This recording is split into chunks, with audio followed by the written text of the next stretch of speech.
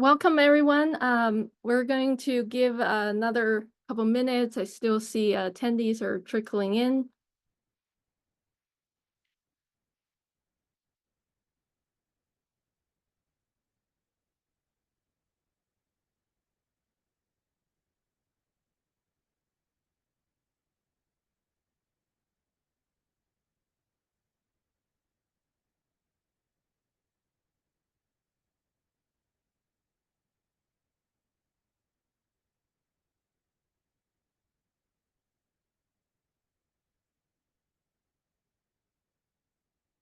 All right, we're 4 minutes after, so let's get started. Hello, everyone. This is the Grid Interactive Efficient Buildings as a Utility Resource Panel. I'm the moderator. My name is Jingjing Liu from Lawrence Berkeley National Lab. Today, I have I'm very pleased to have three very knowledgeable panelists with me to share experiences with you all. So we have Brittany Pond, Product Development Manager from Puget Sound Energy.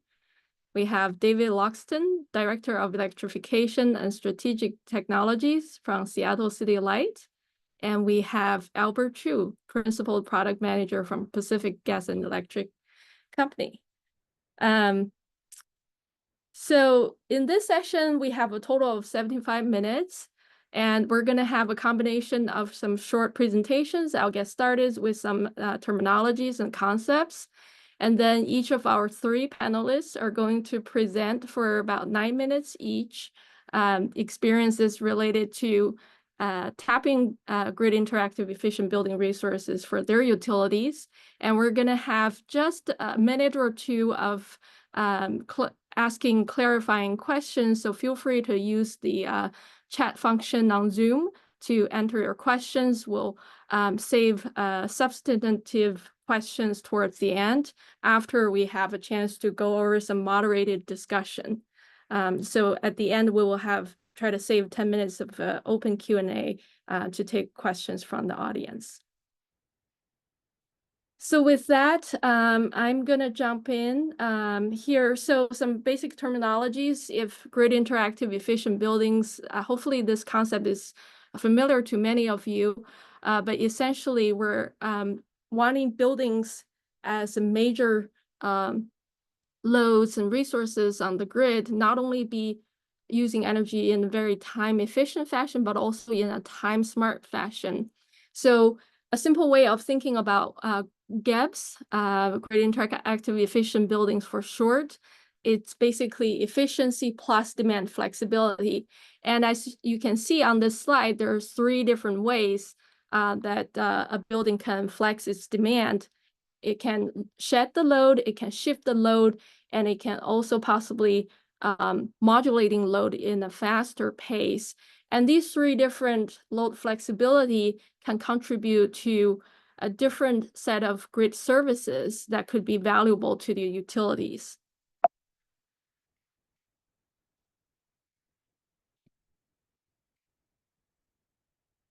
And why is this topic so important?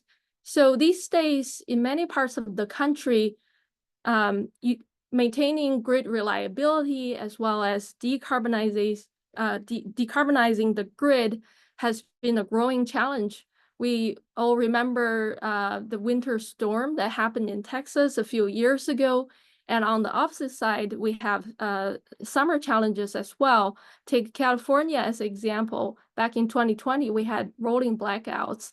And only 2 years after that, the peak load forecasted in 2022, September, is even 15% higher compared to 2020. And at that point, what really saved the day was the California Governor's Office sent out an emergency text alert to all of Californians to take immediate action to conserve energy. So in 10 minutes, 2,000 megawatt of load was dropped, and we successfully avoided another rolling blackout. And certainly decarbonization is another challenge that is really driving utilities today to think about how to tap customer side demand flexibility.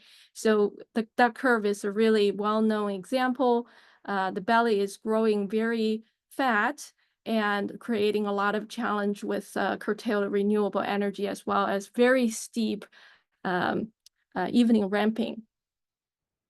So generally speaking, there are two different ways of tapping that customer side demand flexibility. One way is the demand response programs, and now VPP, virtual power plant programs, is a new trend. Some of our speakers will talk to both of these two types of programs. And in both of those programs, generally speaking, the customer will be paid incentives to contribute. And that is a really important value to the customer, because whenever we talk about trying to tap customers as a resource, we really need to think about what is in it for the customers. Why would they want to participate? What is their motivation? And how can we help them to help the grid? Another way of tapping customer side resources is through the rates, and using time varying utility rates to send that signal to the customer, telling them that using electricity at different times of the day really matters. It really makes a difference. So one of our speakers, Albert, will be touching on this particular method in his presentation. And, there has been pilots, demonstrations, but when we're thinking about how to get all of this to scale, really, we need not only technologies, we need tariffs, we need program designs. We also need to provide education assistance to our customers so that they can have a smooth experience and for all this to scale. So talking about technology, want to just mention there's a significant piece of work going on led by me and my colleagues at Albinel, which is called CalFlex Hub. And if you're interested, feel free to visit our website. We are developing an array of technologies that allows the customer to be able to automatically respond to grid signals, to take that burden off their busy life. And on the right, you see this is a map that shows the current demand response programs, residential and non-res programs around the country. Most of the major utilities in the country do have a demand response program of some sort, although some of the regions have been subject to sort of the challenge of running these programs for much longer. And we will definitely want to tap their experience. For example, PG&E has been doing demand response and experimenting with rates for a couple of decades. So we love to hear that from Albert. And in the Northwest, we know that the Northwest region has been very fortunate to have a lot of hydro power. But with climate change, they're also starting to look at challenges with looking at how to implement demand response programs, VPP programs. So we will hear that from Brittany and David here. With that, there's just a quick QR code. For the CalFlex Hub work with technologies and stakeholders from California, we're hosting an event later in September. So feel free to scan the code and take a look at the event. With that, I'll stop sharing on my end and welcome Brittany to give her presentation. Thank you, Jingjing. Appreciate it. Good morning, everyone, for those on the West Coast with us here. My name is Brittany Pond. I'm a product development manager at Puget Sound Energy, and I'm going to start my presentation here. All right. Well, again, thank you for the invite to come and speak to you all today. I'm very excited to see lots of folks interested in what we've got going on. So Puget Sound Energy is, let's see, can't get to my screen. There it is. All right, so quick update on Puget Sound Energy. We are Washington's oldest and largest utility. We serve over 1.5 million customers in 10 counties. Just a kind of quick snapshot of where we are. We serve both natural gas and electric customers. We have a unique space where we border with a lot of other utilities, like a colleague here, David, just to the west of us. So we have a lot of intricacies when it comes to how we serve our customers. And that's one of the things we have to kind of keep in mind as we progress into this space of load flexibility. You know, I think it's not uncommon for us to hear that everyone is undergoing the most significant transformation in their utilities history. And we're doing that in partnership with some of the most ambitious clean energy laws in the country. But those two things don't change our core purpose: safe and reliable delivery of energy to our customers under all conditions. One of the things that I think is an important milestone for us is that we like to share that by the end of 25, our electric supply will be coal-free, and we're targeting 63% renewable energy in our portfolio. So when we think about renewable energy, as you kind of saw in that duck curve, right, there's a lot of things to think about in how we use that energy. And what else is coming at us, right? We're increasing our renewables, which is great, but we're increasing our demand too. And so this is just a high-level forecast of where we see our growth coming, and it's from those wonderful electrical vehicles. So how do we, as a utility, think about managing load flexibility for all of these sectors, right? Commercial, industrial, residential, and EVs. How do we use energy in that simple equation of energy efficiency plus demand response begins to talk about our grid-enabled buildings? So the way PSE is looking at it, the future of energy is local, it's two-way, it's a partnership, and it's distributed across our service territory. We're seeing places where we have distributed energy resources, or DERs, microgrids, right, being really hyper-focused on where that energy is created in your community. We're seeing partnerships, that two-way bilateral relationship with our customers, and that's our demand response.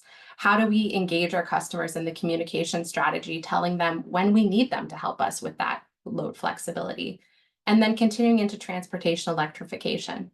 And the phrase that we use at PSE to talk about this is energy orchestration. It's a strategy that centers on empowering customer choice and flexibility, enhancing their controls and their automation, and really optimizing the interactions to achieve a partnership with those clean energy goals. It's complex, right? Managing the energy grid through this transition is going to involve balancing those renewable resources, ensuring that demand meets reliability, and we have that steady supply that everyone needs to live their life in the way that they're looking to go. And again, that's where we really focus on this energy orchestration, how we balance these pieces together to drive forward into this clean energy transition. So here's a couple of the key drivers that have helped inform our path forward with load flexibility. We need to account for a wide number of DER and DR use cases. Technologies are evolving and changing, and 5 years ago, what we thought was going to be happening might not have materialized, and something new might have come forward. So we need to be really flexible in how we think about maintaining these DERs and the ways that we might use them. We also need to have centralized management and control of those DERs. We need to be able to dispatch them in a way that makes sense for the grid, and that can change. So how do we keep ourselves centralized, but how do we also be flexible with what we're approaching? We need to think about our customers. We have islanding communities with transmission constraints, increasing load, distribution costs, right? How do we do that in an equitable way where we're also asking our customers to be partners, but understand that not everybody has the same ability to partner? And then we also have key drivers in legislation. You might have heard of CETA, the Clean Energy Transformation Act. We have a new acronym out, recently passed, was previously known as House Bill 1589. It's now the Decarbonization Act for Combined Large Load Utilities. And it's really a planning bill that allows us to take a look at how we can look at our gas system and our electric system and think of them as one path forward.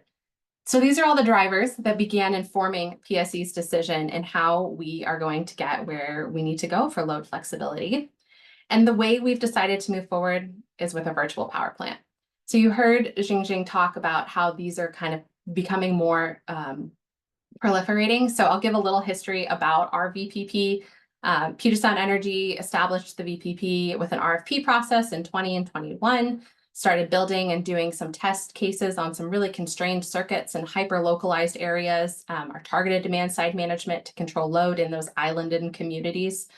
And we've taken it system-wide. So in 2023 Q4, we launched our demand response and our VPP programs. So we're still pretty new when it comes to demand response, but the way that we're operating it through our virtual power plant is how we think about pursuing this pathway of varying use cases and the way that we kind of take a look at our load flexibility ahead.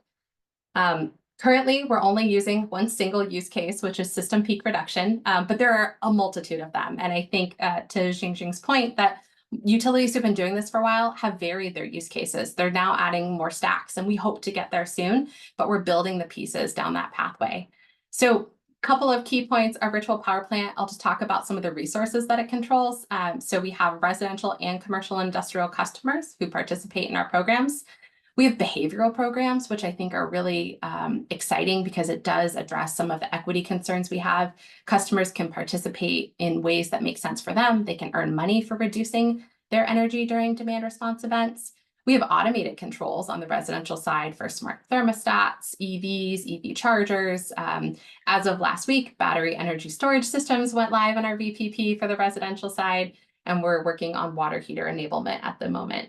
On the commercial side, we have behavioral and automated controls that connect to our VPP. So we have customers who on the industrial side might be reducing a line when we send them a text to reduce their energy. And we also have customers who have hands-off approaches and allow us to dispatch their HVAC systems. So it really depends on the customer's choice.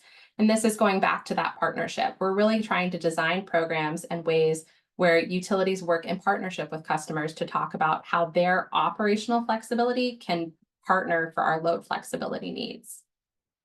So this is our business demand response program. Pretty high level. We've only had one winter season and one summer season. So again, there's utilities out there who have done 2 decades worth of this. And when we designed our programs, we really queried them on what was successful for them, what was successful for their customers. We have a peak program that offers customers the ability to participate in that load shed. So if you remember the 4 different operations, the load shed really looks at reducing energy for short amounts of time, and we pay customers for those reductions. And then our emergency program is a little shorter notification window. We don't give customers a look ahead for the week, or we give them really a quick call that says, oh goodness, we need your help right now.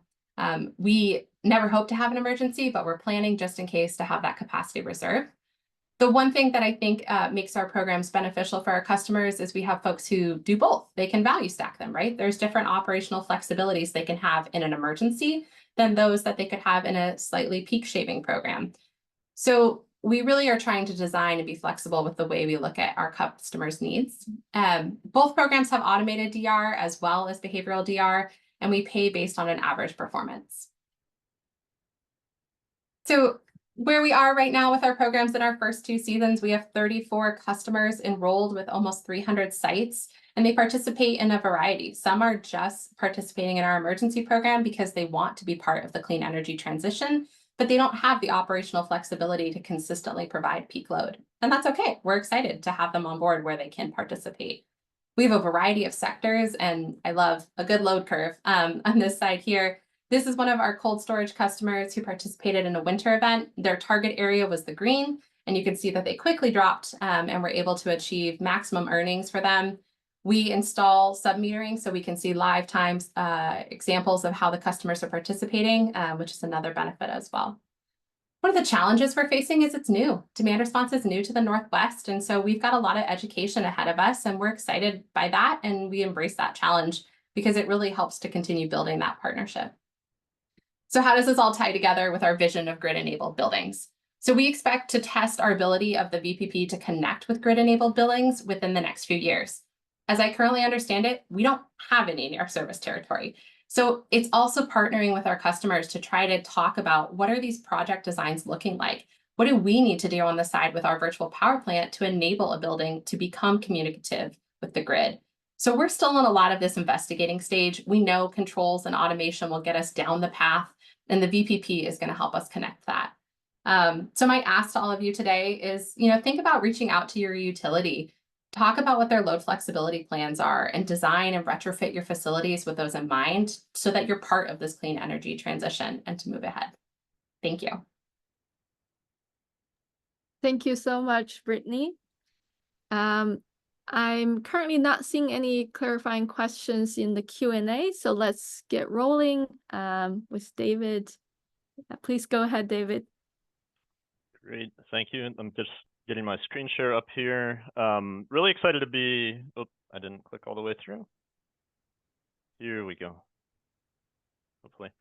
Really excited to be sharing with and talking with all of you today about grid interactive buildings and load flexibility. And, you know, as Brittany was talking, it occurred to me I should do a little bit more introduction for myself. So I've been in the Pacific Northwest for 5 years now, but I have a lot of background in this area. I worked at Con Edison in New York City for the better part of it, and was able there to work on things like demand response programs, demand flexibility, emerging technologies, grid modernization. This is an area I'm really passionate about. As Brittany said, this is an area that's also very new to the Pacific Northwest, and I'll talk a little bit about the why of that in my presentation. But it's an area that we can invest heavily in quickly, and also learn from what's been done elsewhere in the country. And I think we've got that capability now to leapfrog and adopt best practices that have been done elsewhere already. Grid interactive buildings are really central to what we at City Light call our Create Our Energy Future business objective. So this is all about how do we prepare for the energy future, how do we grow and maintain affordability, enhance reliability and resilience, and partner with our customers. And what I want to do with my brief presentation today is just do a quick highlight on City Light, talk about the growth we're seeing and why that and how that necessitates new customer side investments and demand flexibility. And then I really want to focus in on one key grant-funded effort, a Department of Energy funded effort that we've got underway with some other partners under the DOE Connected Communities opportunity. So I'll do a quick highlight on that. That's led by Lucy Wong from our Strategic Technologies team. But that's the flow. I think I want to start with just a very brief overview of City Light. As Brittany mentioned, we're neighbors to Puget Sound Energy, and Snohomish and Tacoma Public Power. We are a public power utility, municipally owned and operated, so we report through the city of Seattle. We're not just Seattle, we have franchise cities to the north and south, as well as areas of unincorporated King County. I think other things that are important to mention around City Light, you've got all the stats there, I'm not going to read those to everybody, but I do want to highlight that we're carbon neutral, have been since 2005. We're the first utility to achieve carbon neutrality. We're going to stay carbon neutral long into the future. And then, like Brittany mentioned, all utilities are on a transition path right now. And to boil that down to one big driver, I think it's growth. There's a number of factors contributing to growth. Somebody was mentioning AI and data centers in the chat. That's not been a big driver for us. The biggest driver for Seattle City Light has been electrification of transportation and buildings, which is causing significant growth on the grid, which I'll show in the next slide. It's also bringing tremendous benefits to the region and our customers, helping to achieve greenhouse gas reduction targets, providing improvements in public health thanks to air quality improvements, and then also bringing a number of different economic benefits to the region. So it's growth we very much support. It's at the center of our strategy to partner with customers to embrace this growth. We've got 1 in 3 new vehicle sales in Seattle are already plug-in electric vehicles. For our service territory, we've got 50,000 EVs on the road, plug-in EVs on the road currently. By 2030 alone, that's going to be more in the 200,000 to 250,000 range. And then we've also got buildings electrifying as we grow as well, thanks to a lot of progressive building codes and new technology market developments. So we're entering a sustained growth phase, which is the main point of this next slide, which is historically, most utilities in the region, City Light included, have not grown significantly in terms of peak load over the past few decades. Primarily, that's because energy efficiency kept pace with economic development. So the region was able to grow economically without significantly increasing peak loads on the grid. With the pace of electrification adoption, that's no longer the case. We're going to continue to invest heavily in energy efficiency, but the grid itself is going to need to grow, as you can see in the slide. Our most recent load forecast, we update our load forecast annually. Every time we update it, which is part of what this slide shows, is how it's grown with recent load forecasts. It goes up. Right now, we're about a 2 gigawatt peak utility. By the early 2040s, we'll be most likely at least a 3 gigawatt peak utility. So significant growth that we've got to prepare for and invest for. We're doing that now. And that means a number of things at all levels of the system and across our workforce. On the generation side, excuse me, we've got to expand carbon-free generation. We're currently able to supply the bulk of that through our 7 owned and operated hydroelectric facilities, but we're going to be expanding that rapidly over the coming years with new resource acquisitions around solar, wind, enhanced geothermal, bulk storage, which is new to our integrated resources plan. Those are all on the table for our integrated resources plan and our acquisitions. To meet this growth at the bulk level, we're also going to most likely need new transmission investments in the region. We're already investing in grid modernization to enhance and modernize the system itself and automate and provide new operational technologies like advanced distribution management systems, like distributed energy resource management systems. And those systems specifically are going to be key because as the growth comes that we're expecting, we're not just going to meet that with these bulk systems. We're also going to meet it with new customer side resources, which this slide shows. Mentioned we're doubling down on energy efficiency. We've got significant energy efficiency targets over the coming decades and are going to continue to invest heavily there. We're also expanding our support of customer side solar. And for the first time recently, we started to include customer solar as a resource in our integrated resources plan. And then we've also got time of use rates now. We've been piloting those for a number of years and are currently in the process of rolling that out to all customers. And we have specific targets for peak reductions around time of use rates. So you can see here. And then, as Brittany mentioned, we've been exploring and starting to implement demand response programs. Seattle City Light implemented a demand response pilot a year or 2 years ago, a bring your own thermostat program called TempWise. Have had great success with that for both summer and winter peak shaving and demand response. We're going to rapidly need to expand that into a full portfolio of demand response. And the next slide gives a bigger picture view of how we're thinking of these new resources. And across the board, just looking at all of the resources that we have available to build for the growth that we've got coming, do that with a focus on affordability, with a number of different methods to feed to the grid, bidirectional flows, to modify grid loads on the customer side where we can, bring down peak usage at the local and system level. And this comes from a recently completed effort for City Light called our Distributed Energy Resources Strategy, which really looks across all of these resources and helped inform the customer side of the integrated resources plan in terms of how we start to build these into our overall system planning. This is going to be a key investment area for us moving forward. And I think now I'm going to transition to talking about our more specific effort, the Connected Communities Grant effort, which really focuses on and gives us an initial view of how we can deploy grid interactive buildings and learn to scale those efforts for things like a future virtual power plant effort. So this all comes from a DOE-funded effort called Connected Communities. All of the DOE Connected Communities efforts, the initial round, are reflected on the map. So this is really across the country. There's really 2 unique things about the effort that we have underway. The first is that it involves grid interactive building deployments on both coasts. So it's actually through a partnership with EPRI, the Electric Power Research Institute, Seattle City Light, the New York City Housing Authority, and the New York Power Authority. We're deploying grid interactive buildings in affordable housing. And that's the second unique piece of this grant to me, which is that we're focused exclusively on affordable housing. And for City Light, this really comes from our core value around equitable community connections. We want to do all of this equity, or all of this Create Our Energy Future work with a focus on equitable benefits. We have a deep belief that everyone deserves a clean energy future. So we really try to center on historically disadvantaged communities from the very beginning when we undertake efforts like this. So this grant effort is exclusively focused on affordable housing.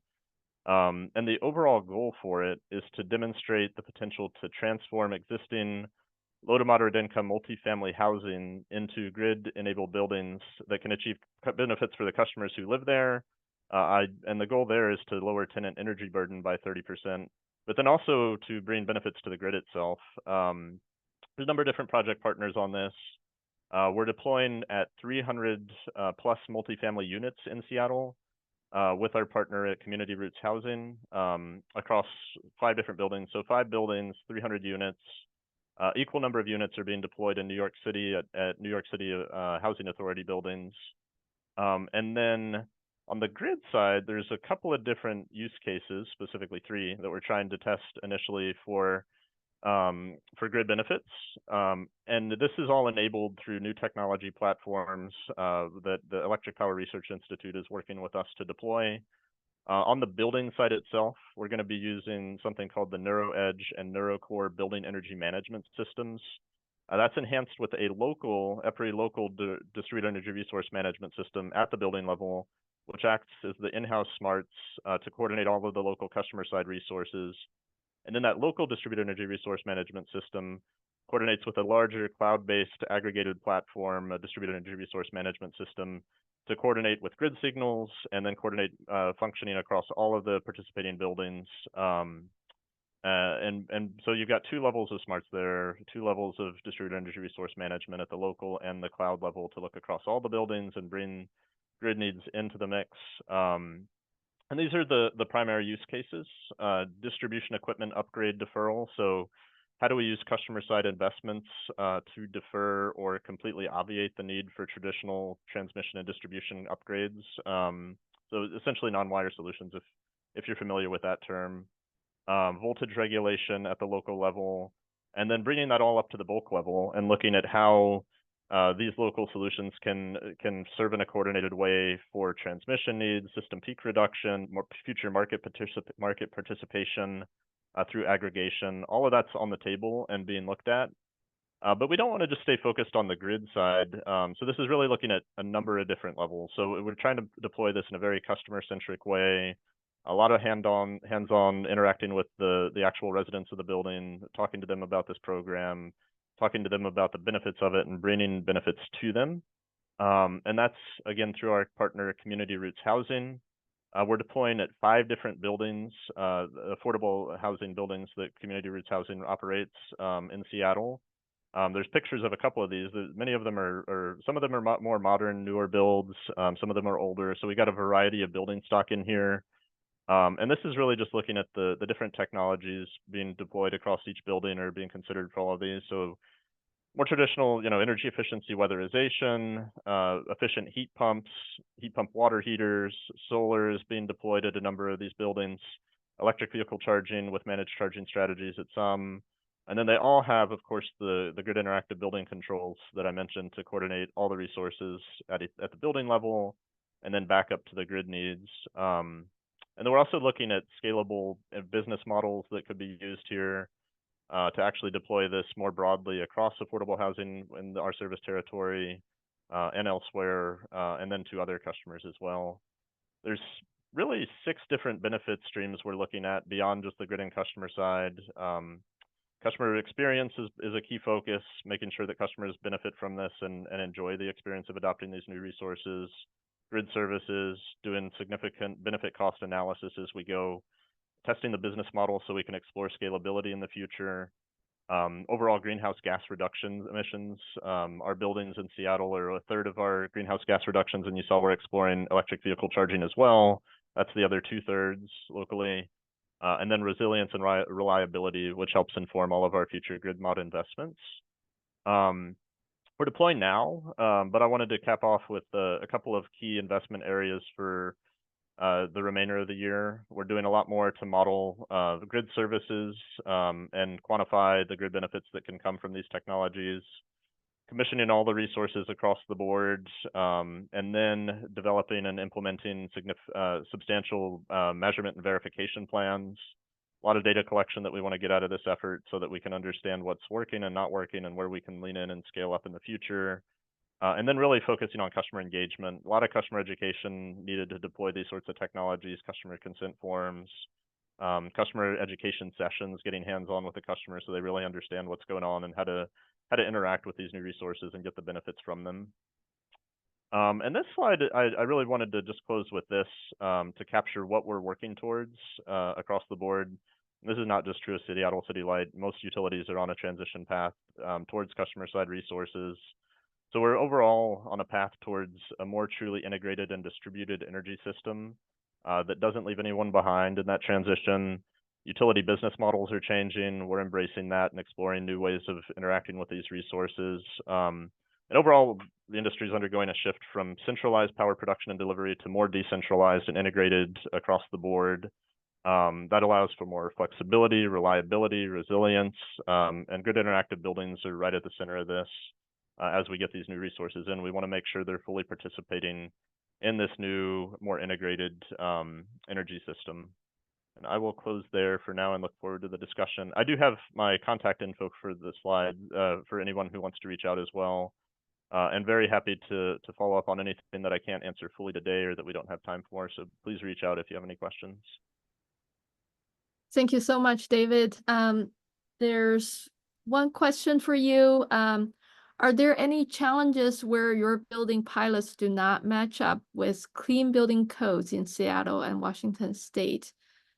I saw that their heat pump water heater were not utilized in the matrix.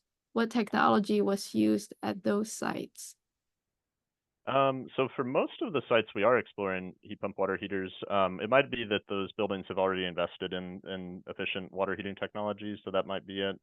But generally, the building codes are actually quite supportive of these technology adoptions. And I view part of our job is to get in and support the building code adoption, but then also as customers are driven towards these new technologies, this is our opportunity to work with them to bring them into a system that can fully value the grid benefits of these technology adoptions.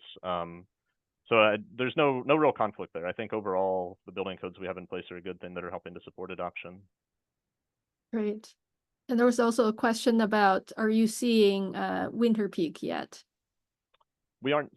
So yes, we're increasing both summer and winter peak, and those demand response targets I had in the slide didn't fully break it down, but we actually need to deploy demand response for both winter and summer peak. And that's going to continue across the board. Those two peaks are both going up through electrification for certain. Great. Okay, thank you. All right, Albert, if you could go ahead and share your screen. It's good. I'll do that. Thank you. And meanwhile, actually, David, there's one more question for you. Are they incorporating smart electric panels to manage loads? This pilot does not, but those technologies we're certainly exploring and talking to all the vendors and different industry researchers and looking at. One interesting application is areas where those smart panels could be deployed to avoid service upgrades. So that's something we're very much looking at. Thank you. Yeah, please go ahead, Albert. No problem. Okay, let me share my screen.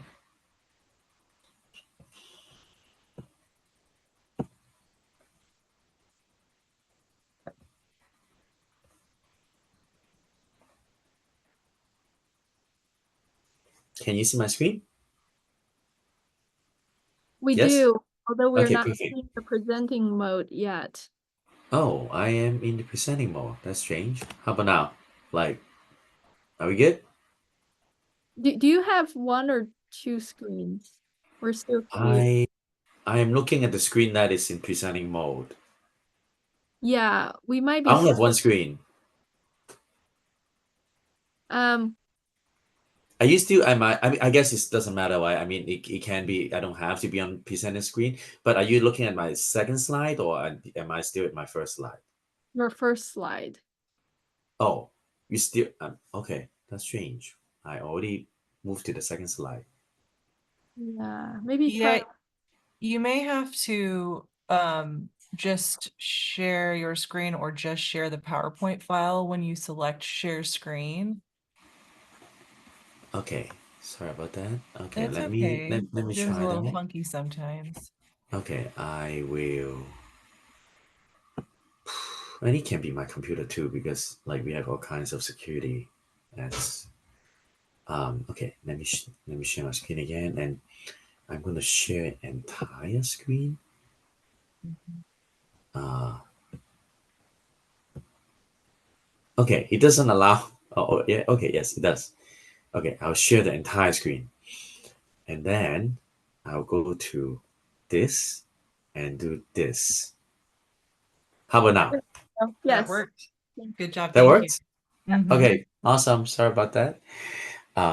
Okay, now I lose my clock, so I'm gonna start my clock now. Okay, um, Albert Chiu with PG&E. Have been working in demand side management, similar to David. This is my passion as well. I've been working with PG&E for 25 years. Work on energy efficiency for 5 years, and then after that, I work on load management, low flexibility, demand response, name it. Right now, I'm kind of like an internal consultant that I provide support to all groups that's load management related, like EV, DG, um, rates and demand response and the energy efficiency teams and all other teams. So very fortunate to have the opportunity to work on many different projects. I personally was part of the first VPP that we launched with Tesla 3 years ago, and then right now we have approximately 5,000 residential battery that's we control, and then I support many of the EV initiatives, and then on top of that, I am also involved in the recent launch partnerships that we announced with Apple on load management. So with that, I also serve on the board of the Open ADI Alliance.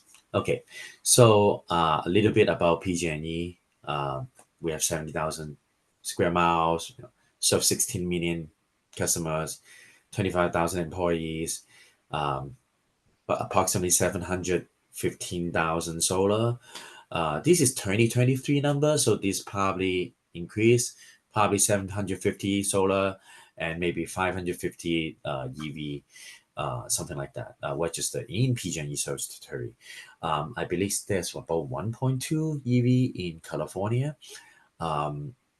Approximately 35% of 35% of EVs are in California, and about 1 out of every 4 vehicles sold in California is an electric vehicle.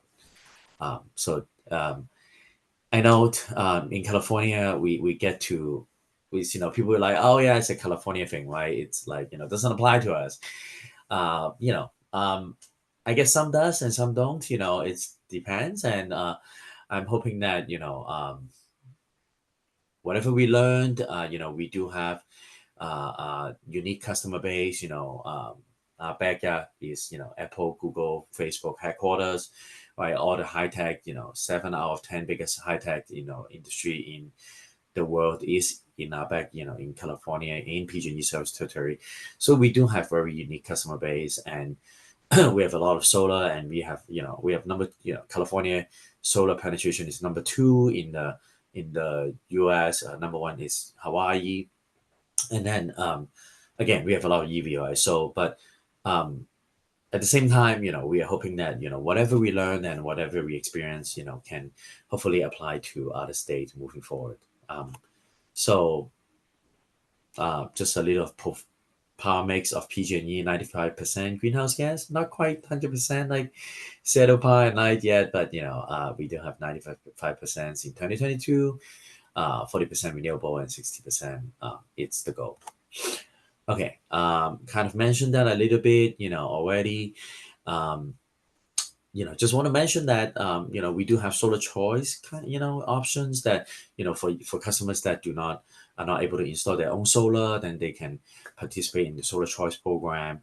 And in 2022, 40% of our electricity is from solar, wind, or other eligible renewables. Okay, so with that, I want to spend 1 minute on how we see, load management. You can call it low flexibility load management. But how PG&E look at load management is, there's a signal, okay, and the signal can be a price signal, can be a grid signal, and then can be a greenhouse gas signal, right? Whatever that signal is, and then the signals would communicate to the customer, okay, and in many cases there are technology involved, but also it can be behavior, right? But there needs to be a signal, and so load management, including as utility or an entity, doesn't matter, no serving entity. It can be a CCA, it can be a utility, it can be a municipal, sending a signal, which is a communications to customers to change their energy usage behavior. Doesn't matter if electricity or natural gas, right? That's how we define load management. Under signals, we have rates, and then with the dispatchable demand response program, and then there's this energy efficiency normalized meter energy consumptions, which is NMAC. It's similar to demand response, but they are doing it on an annual basis, on a monthly basis, not quite on a daily basis like rates and demand response. And then on the bottom, there are different rates and then different programs and then different codes and standard technology that I'm going to go a little bit, far in next step, more details, Okay. And also we feel like that there's different type of load management. There's peak load shaving, there's permanent load reductions, on the whole curve. And then there's daily load shifting, shifting the peak to the off peak. And then there's the strategic load goal, right, which is trying to increase when there is plenty of, the belly of the duck, how can we reduce the belly of the duck and, make it, the belly less deep. Okay, so with that, I want to give an example. I mean, there's all kinds of things that I can talk about, but in 10 minutes, probably not enough, right? So for this one, I'm going to focus on few items. First, codes and standard, C Title 24. Okay, in California, there is a building code called Title 24. It triggers when there is new constructions or major retrofit. In our building code, there is section 112.12. There's a mandatory requirement for demand management, okay? And the detail is in the appendix D. I'm not going to go over the details, but then as you can see, we are in our building code that there is a requirement on demand responsive control. And the demand responsive controls needs to be either certified OpenADR 2.0A or 2.0B that is able to receive OpenADR signals. Okay, and the Energy Start connected standard, which I'm part of, or which I also support on the DOE front, it's a little more high. They including CTA 2045, which is also under OpenADR Alliance. And then they also, I think IEEE 2030.5, it's also something that, can be used, under Energy Start. But on the California Title 24, it's, we are a little more limited because of different reasons. And therefore, I would recommend, anybody, go to Appendix D, for more details. And then there is HVAC, there's lighting, right? And then electronic message center control is actually the big LED screen, that you pass by California 101, the major freeway, you will see like multiple of this kind of control, message center control, the LED big screen. All of those big screen actually have to have a demand response control inside, so that we should be able to send signal to it and reduce the, to dim the light, when we need, when California is in emergency situations. And the controlled receptacles, it's like kind of a smart plug. Okay, so just want to point out that, oh, and then I probably don't have time to cover other, CEC, California Energy Commission standard, but then there's also a FDAS, which is a flexible demand appliance standard. It start with pool pump first. So starting 2025, all pool pump sold in California needs to be able to do demand response, do load management, receive a signals to reduce speed. And so that's moving forward. The second appliances is water heater. Third is smart thermostat, and fourth and fifth is battery and EV. Okay, so now want to talk about under rates. There's dynamic pricing and real-time pricing. Dynamic rate is the traditional critical peak pricings, which can be dispatched, and real-time pricing, it's a daily or day ahead or day off, 24 hours price. And real-time pricing can go to 15 minutes, but right now California is testing hourly price. Okay, so it's still new. We will launch it September this year. It's approximately, there were three pilots that were approved by CPUC, approximately $50 million, total. And as you can see, the first one, it focused on EV. The second one focused on agriculture. And then the third one focused on residential and commercial sectors. So they're all day ahead. So it's not quite LTP, but it's a day ahead, 24 hours price that we'll be sending to customer. And, what some of the key focus on the pilots are, we want to work with CCA, right? California have a lot of CCA, so we need to, and then they have the gen rate and we have the distribution rate. How do we work with the CCA to offer RTP to our customer is major challenge. Okay. Number two is the rate design. Don't have time to go into the detail, but then our rate designs have a subscription on it to try to avoid what happened in Texas. So there is a subscription portions that the customer can purchase, and then after that, after the subscription portion, then it will expose to the hourly price signals, the day ahead hourly price signals. And we are actually not changing customer rate. It is a shadow bill, which I can explain more if there's some questions on that. And then we are going to work with a bunch of partnership with automation service provider that is going to be like an aggregator that is going to receive the price signals and help customer to manage their rate. Okay, I am running out of time. Oh, that was my last slide. Okay, so with that, thank you, and welcome any questions. That's it. Thank you for the opportunity. Thank you so much, Albert. Let's see. There's a question, where are the control receptacles required to be installed according to Title 24? Albert, could you comment? I am not too familiar with this, so that specific receptacle requirement, so I don't want to give the wrong information. Again, Appendix D would have all the informations that you need on the Title 24 demand management requirement. All right.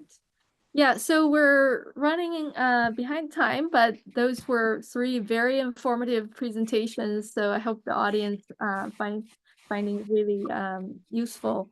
So we're going to shorten the moderated discussion portion to catch up on time. But so first of all, so we have 5 questions that are hopefully useful for other utilities out there thinking about tapping grid interactive efficient buildings for your utilities as a resource. So we're going to go through these questions really quick. First of all, what has been motivating your utility to think about demand flexibility, and how does that motivation might have evolved over time? So Brittany, if I can tap you for that question. Yeah, thanks. Happy to answer that. The big piece that's driven Puget Sound Energy to look at demand flexibility is just the load growth and the forecast and where we see things going. We've quickly escalated our forecast for what we're going to need within that capacity. So some of our other drivers are also legislation. I think I mentioned some of the acts that are impactful to us, but if I'm to be describing, the speed at which we need to grow, because I think that's really important as well. In 2023, our target goal was 5 megawatts of demand response capacity. In 24, our goal is 40 megawatts, and in 25, our goal is 86 megawatts. And by 2028, we need to be at 500 megawatts, according to the most recent legislation of load flexibility. And that's going to take a combination of demand response, batteries, time of use rates. It's going to take everything.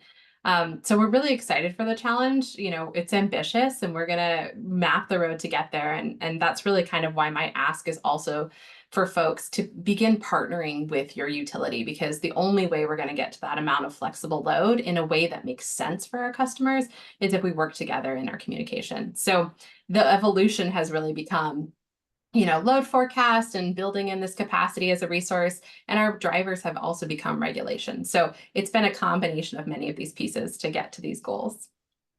Great. Yeah, thank you. I'm definitely seeing a lot of synergy with what David has presented. And yeah, so next question, Albert, if I can tap you on this.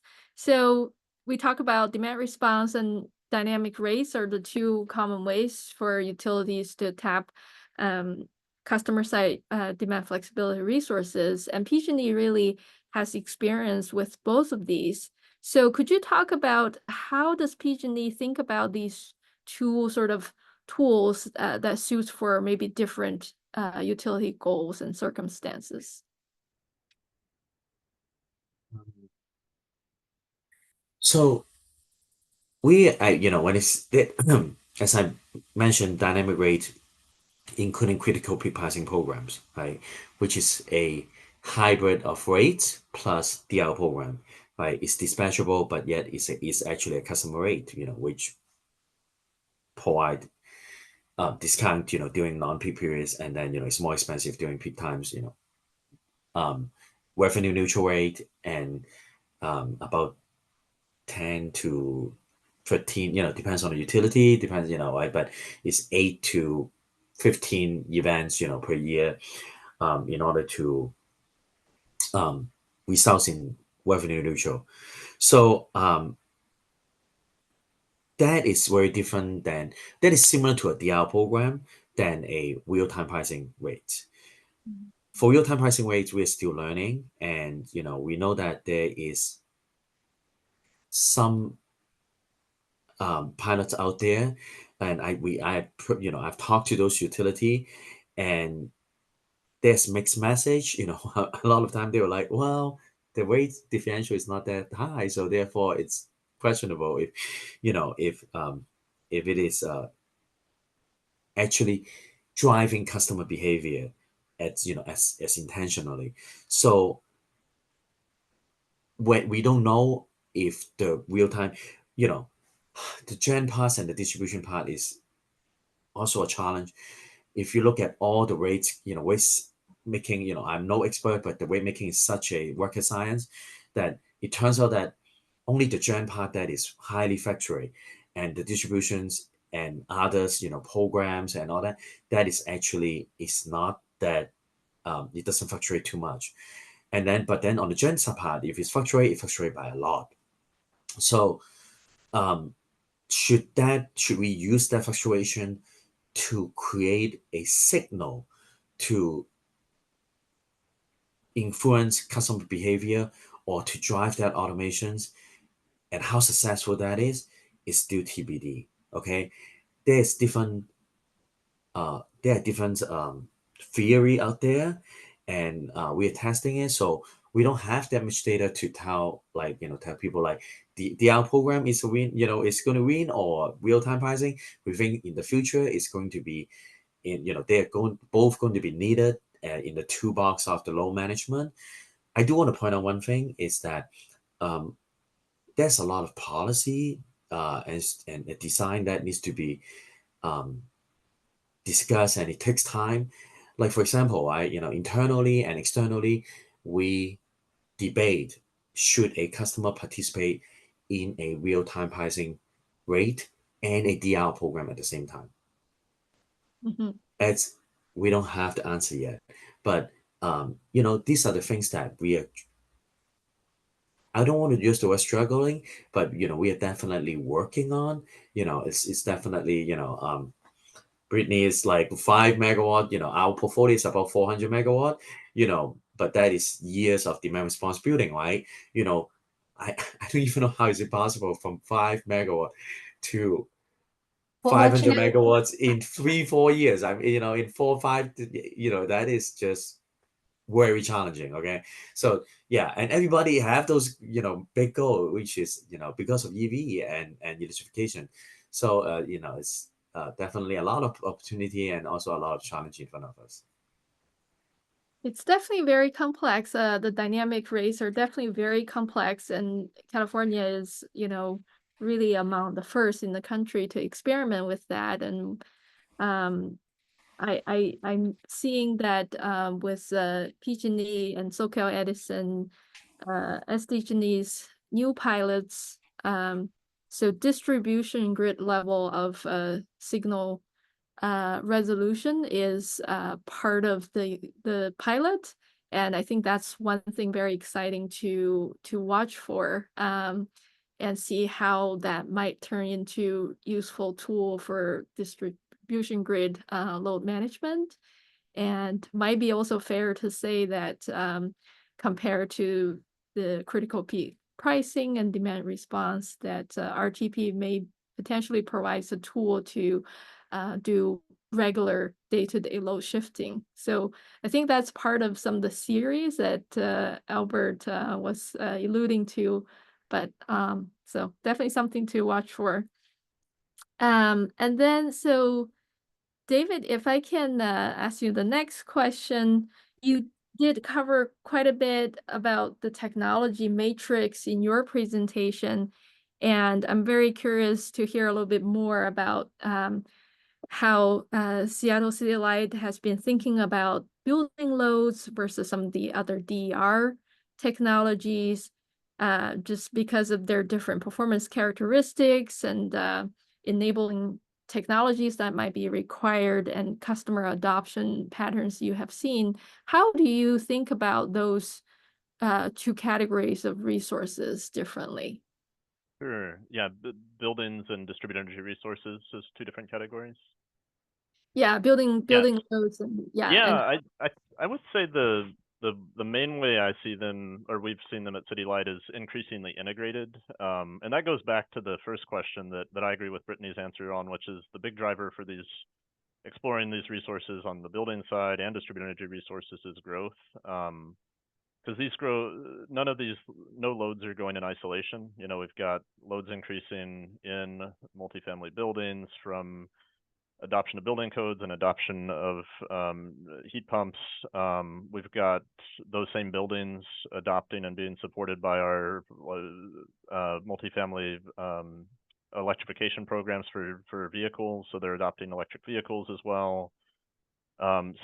Increasingly, it's an integrated package that we need to be looking at. Like, these buildings are increasing in terms of load. So how do we bring the right solutions to customers? How do we educate customers and contractors on those technologies? And then how do we bring the benefits of energy efficiency and distributed energy resources all to bear where they make sense on the customer side, so you can bring down the peaks as much as possible through joint deployment? So it's increasingly integrated. And then I think almost philosophically, something that we think a lot about is there's a lot of complexity in this space, complexity in the technologies, complexity in markets, understanding rate structures, things like, is the right way to incentivize adoption time of use rates? And it is for some technologies, or is it direct incentives? And it is for some technologies. So I think we have a role as utilities to also really simplify the customer experience, remove that complexity from downstream, just bring the benefits and the incentives and the financial benefits to customers. So that's a big part of what we're looking at, is how do we build more of a package and a menu for customers that we can then compensate in a simple way that adequately values these resources. And then on the education side, how do we educate customers and contractors to support market transformation in new technologies? So we've got efforts underway there, such as the work done by the Lighting Design Lab, which is rebranding and expanding to support non-lighting technologies, and has already been doing that, especially around building electrification, but is increasingly getting into the space of educating customers and contractors on new technology deployment as well. Mhm. Yeah, is the cost of the technology also a factor that that you were thinking about? For example, building loads compared to new investment of say batteries or EV chargers. Yes, that's a factor. And then the bigger one that I think a lot about is also the costs of basically the cost of traditional transmission and distribution investment versus the cost of customer side investment. And that's the whole category of non-wire solutions. And to me, that's where this all really comes together, is as utilities really start to see the coherent package of coupling traditional investments with customer side technologies and deployments. They can actually meet load growth in a more modular way, but also right where it's happening at the load center. I think that's a big factor that we're increasingly looking at, of how do you adequately value these new resources alongside traditional investments and look at non-wire solutions type incentives. Because I think that's where the full valuation happens, is when you start to look at these resources as grid resources that you can make investments in as a utility. And I ultimately think that's where we're going with this. Right. Yeah, thank you. And Brittany, so David already touched on customer education, and really customer communication is a really big challenge when it comes to when we're talking about these complex grid interactive efficient buildings. That is really a new thing for vast majority of new customers. So just recognizing you know, there's a steep learning curve for most customers, and also how do we motivate them to really sort of whether that's making new investments to adopt technologies that would actually make this all work, or it is about maybe making adjustments in their lifestyle. So what are some of the maybe early success or challenges that you have seen with your customer base? Thanks. That's a packed question, but I enjoy it. I think I'll start with the residential side. I want to say in this almost 1 year of running demand response events, we've seen fear be the initial outreach, and then we've seen excitement, and we've seen competition, and we've seen these mechanisms that we deploy in programs that are driven around behavior actually start to take root. And we have customers who are excited to tell us they were the 3rd most energy efficient during the event compared to their neighbors. And we have customers who are earning rewards by the fact that they're, getting their friends to sign up. So we're starting to see folks really get behind and understand that we're not asking them to stop using energy. We're asking them all to just reduce a little bit, to relieve the stress on the grid so that we can become together as a community. So on the residential side, we're seeing a lot of momentum pick up. On the commercial side, the story is similar, but it's different, right? We need to make the value proposition exist for our commercial customers so that when we ask them to reduce, right, they can make impactful decisions that don't ultimately affect their bottom line or their revenue. So for us, that conversation is longer. The timeline is longer, right? It's getting down into the details and talking about operational flexibility. It's looking at 15-minute interval data and deciding, okay, on Tuesday from this time, you shaved this much load. It's installing live metering for them so they can see their load in real time. And ultimately, our approach as we move forward is to go, we call it hand in hand with energy efficiency. So one of the things PSE is doing is taking a lot of the successes we've learned with our energy efficiency programs and now adding in the demand response and the load flexibility so that together, those two programs really complement each other and we start to layer pieces on. So for example, we have a customer who has done a lot of energy efficiency upgrades and they're asking, what's next for me? Where do I go from here? And so by enrolling them in demand response, we're getting them additional revenue earnings that then cycles back into more efficiency earnings for them. So they can take that money that they're making from the demand response events and put that into other operational upgrades. And the hope is to then put that into more interactive grid upgrades, where we're really starting to set up some controls and some mechanisms that continue this feedback loop. So it's a lot of partnerships. I think if I'm to leave you with one word, it's that we're partners in this clean energy journey. And so that's really where we're trying to focus with our customers, is how do we move forward together in a way that makes sense for the utility and customers? Yeah, that's really great. So, for example, for those conversations with your customers, are they having such, so what's I've done this efficiency and I got my rebate, and what's next for me? Is that kind of conversation happening with their account representatives, or Yeah, it's at all levels. So we've really become, I think we've really seen a lot of our key account managers become champions of demand response. We've seen our energy efficiency teams become champions of demand response. PSE has a nationally award-winning Clean Building Accelerator program that really is helping a lot of our customers meet these clean building law regulations. And from there, we're taking those participants who have gone through that process and say, here's your next path. How do we guide you into these iterations? So I think our team has done a fantastic job of really building partnerships internally to take the customers down that pathway and not expect them to find it themselves, right? To continue bringing it forward. yeah. Well, thank you. So, David and Albert, the last question is about looking into the future. So, what do you see as some of the main barriers and opportunities when we try to scale these successes that we have built over time in pilots and demonstrations? What do you see as some of the critical partnerships that's needed? So. I can jump on that first, and I'll be brief so to try to help give time for any remaining audience questions. But I mentioned earlier, but I view the utility has a big role around enabling these technologies and reducing the complexity, and also providing a facilitated market for new technologies, distributed energy resources, to play on even footing with traditional resources.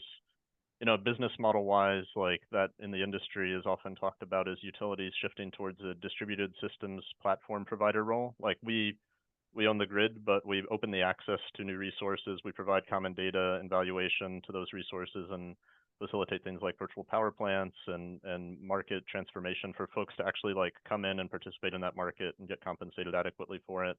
I think that's important. And I also think, I feel like with demand response and demand flexibility, the path to scale is also impacted by some of the adoption mechanisms. So opt-in programs are always an uphill battle, and I think back to my time in New York City, where the biggest load impact to system peak was the 8 or 9 million room air conditioners we had. So we had a new technology, we partnered with a technology provider, and we considered it a victorious year if we got like tens of thousands of enrollments.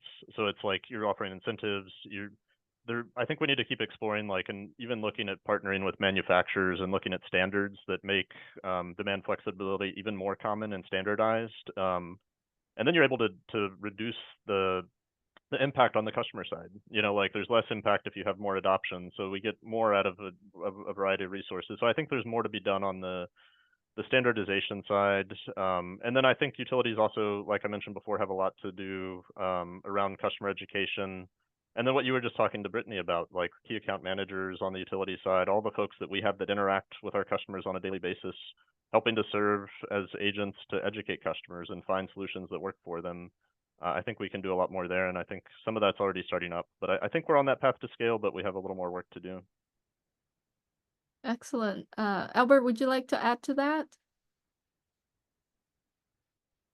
Yeah, I'd like to, just one item really quick, which is a little different than what David said, at least a different focus. There was a questions on smart panel. I kind of want to add to that, which related to your questions. I think PG&E is actually looking at, and other utilities, I'm sure, are looking at smart panel, and we'll publish a report by the end of the year.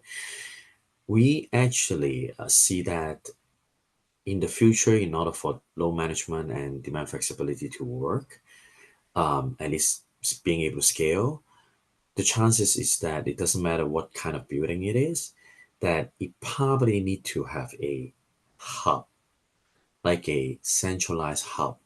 It can be an energy, people call it energy management system or whatever you call it, right? A central energy management system or a central hub. And it doesn't actually matter if it's a commercial building, a small medium business building, or residential building. Um, the reason is that because of electrification, because customer are adopting multiple technologies moving forward, it is getting challenging to work with all the vendors independently. And on the business side, there's on the, how we settled and how we qualify technologies, it's getting more and more challenging. And on top of that, the commissions is setting up different rate for different technology, which personally I don't think is sustainable because, okay, it may make sense to have a rate for EV. It may make sense to have a rate for battery, but then when does it end, right? We already have a rate for solar.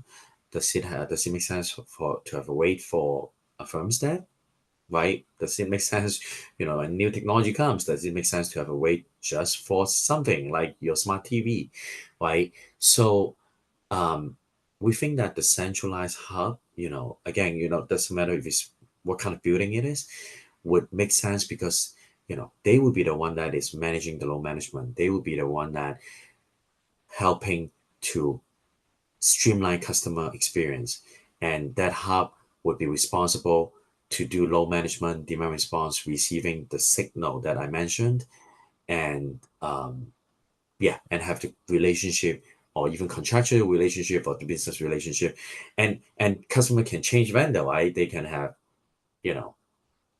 I don't know, Schneider Electric Hub, and then the next, a year later they can have a Honeywell hub, or residential they can have a Amazon hub, and then next year they can have a Apple hub, Google hub, whatever, So that's, to me, that's something that we have kind of start recognizing because it's not necessarily sustainable with all the technology out there and having individual relationship with these vendors. Thank you, Albert. Yeah, the pace that we're seeing technology innovations out there in the recent several years is just amazing. And the utility space have been slow moving for decades, but now we're at a very exciting time and very challenging time.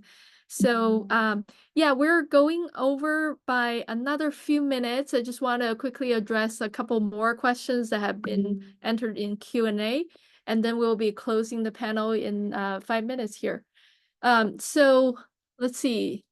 Dave Chase asks, is there a software protocol that PG&E requires for commercial V2G programs? And he offered a clarification. I meant communication standard protocol for the V2G technology in commercial communications. Received question, does PG&E have a has a required communication standard or protocol, excuse me, for commercial customers to join V2G program that can be used to respond as a DER or virtual power plant? Albert, could you talk to that? V2G communication protocol. So mostly, I heard that most of the EV manufacturers have adopted OpenAPI 2.0 for communications. There are use cases that also will be appropriate for IEEE 2030.5. Okay, so I think, and then obviously Tesla have not adopted either, right? I mean, they are using their own API, so we think that, I'm guessing, is I don't have data to back it up, but right now it depends on the manufacturer. So there is customized API to do VGI, and then for open standard, OpenADL and IEEE 2030.5 have been mentioned. I think OpenADL is more adopted, on the EV front. I don't have that much information to share because we just launched our vehicle to grid pilot not too long ago, and then we have limited participation due to manufacturers availability. So therefore, but I think by next year we probably have more lesson learned on VGI. Obviously export, right? How we can use the battery to export to the buildings and export to the grid is something that we are looking into. So it's interesting, and as a matter of fact, we talked to Honda and they were even thinking, right? It's just idea, like brainstorming, but then they were like, oh, maybe in the future, EV warranty should not be miles, on how many miles is being driven. It should be how many kWh hour is being used, because it can be used for powering the car. But moving forward, if a lot of EV has the VGI capability, then it can be used for powering house and buildings. And therefore, maybe it shouldn't be, based the warranty of the battery should not be just based on mile. It should be based on the output of the battery, regardless of the usage. So I find that, idea quite interesting moving forward. Yeah, thank you, Albert. So definitely interoperability is a important topic when it comes to very interactive, efficient buildings and the DRs connecting with the grid and be able to contribute to grid services. I just put the link of a CalFlex Hub 2024 annual symposium into the group chat in case you're interested. We will have an EV discussion panel at that event where we might be diving a little bit into some of those interoperability topics.